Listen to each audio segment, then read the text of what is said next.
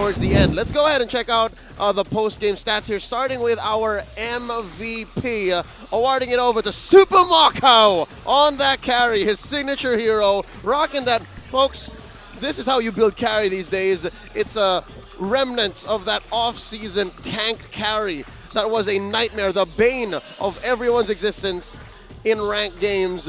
But this time, this is the version that works, all right? So take a note from your very own Super Marco, M5 World Champion, MPL Champion, International Sensation, Fighter Emblem, Attack Speed, Life Spell Vamp, and then Brave Smite. All right, let's check out the highlights once again.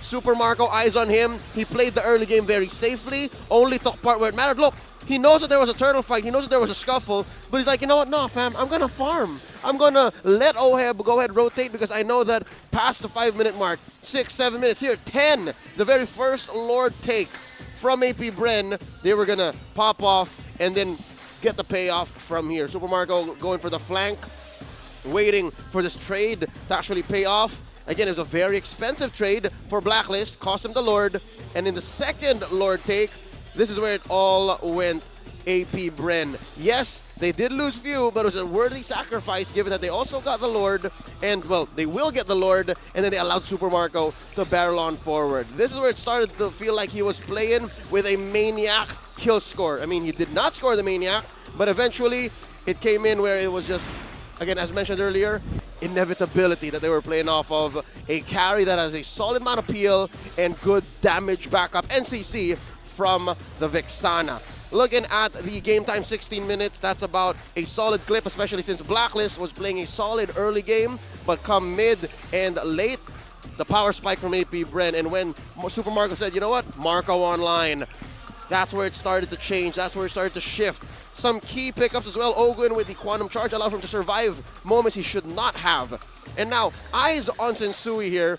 Do note earlier, it was actually US items I was looking at, thinking he was building hybrid, but no, this is full-on tank Sensui Guinevere, the El Clasico, even as far back as Season 12. Comparing that to what Kyle TZ built, who was already propping up for Oheb to be online, he built this blade armor relatively early. I think as early as the Lord number 1, he already has the blade armor. So he knows that if Oheb is coming in, hell, even Edward, if Edward tries to burst down the Fredrin, trying to take the retribution out of Blacklist, AP.Bren's formula, then he would at least pay the price. That would be at least a trade.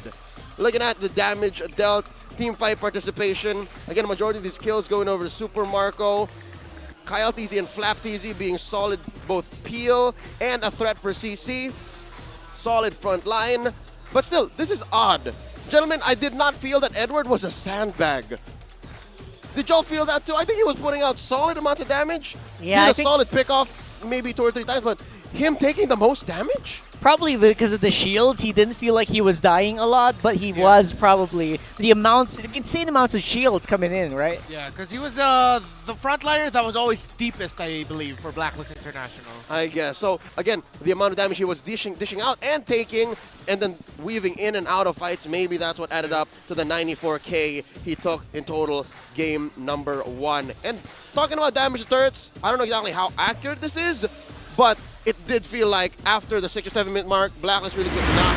Hey, the difference between 1 word and 2 words, it's immense.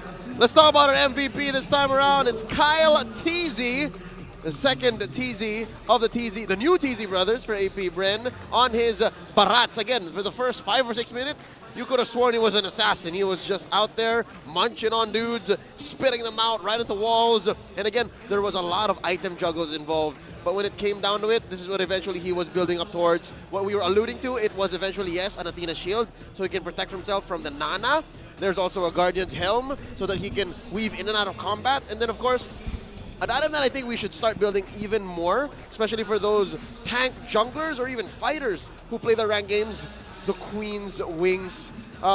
This item right here gives you damage reduction, gives you HP, and then when you hit a HP threshold, it gives you a little bit more. And with that said, look at this, early game, Kyle TZ.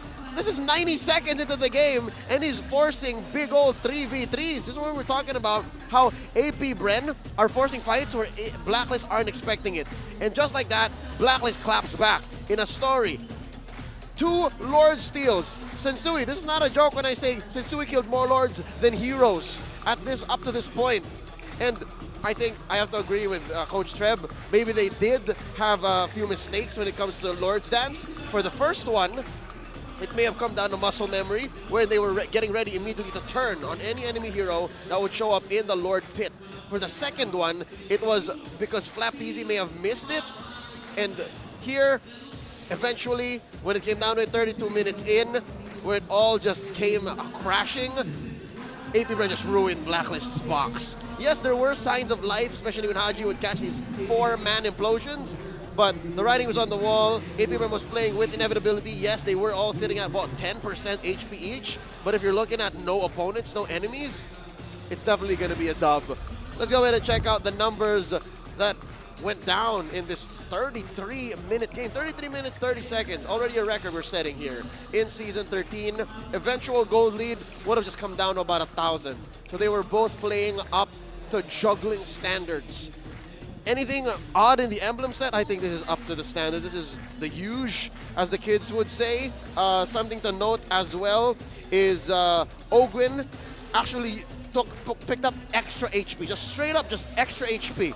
That's what allowed him in the early game to actually respond and come up with good peel even without items as this roaming Ruby. And I didn't notice, he did not die. Is that right? Did he not die in all 33 minutes? So many close calls. The only hero to not die? Yeah, he really maximized the flickers and the immortalities. That's insane. Yeah. Oh. Man, wow. Well, that aside, again, Lord count should have definitely been 4-0, but because of the Cardinal One's efforts, skill, and instincts, Sensui just evened the odds 2-2. He killed not but a single hero, but he killed 2 Lords. How about that? Looking at specific item builds, again, you can look back at how defense was the prime objective for a lot of AP.Bren's heroes, and then just commit the Super Marco few and your macro and your communications for the finish. Down to the numbers, damage to turrets. Again, I think at some point this had to end because Blacklist caught up all the way into the base. AP.Bren was threatened to just losing their inhibitors, but from then on, when the Lord's Dance, the final Lord Dance was left to sit there, turrets weren't touched. That's why this item here froze. Looking at total heals, the only real hero that heals from Blacklist would be Edward.